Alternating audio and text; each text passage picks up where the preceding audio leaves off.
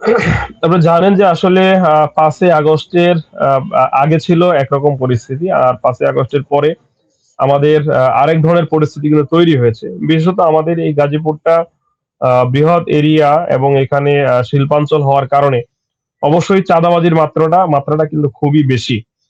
তো ৫ই আগস্টের আগে এখানে প্রত্যেকটা হাট, বাজার, রোড ঘাট, বিভিন্ন ফ্যাক্টরি, বিভিন্ন স্ট্যান্ড থেকে প্রচুর কিন্তু চাঁদা কিন্তু উত্তোলিত হতো।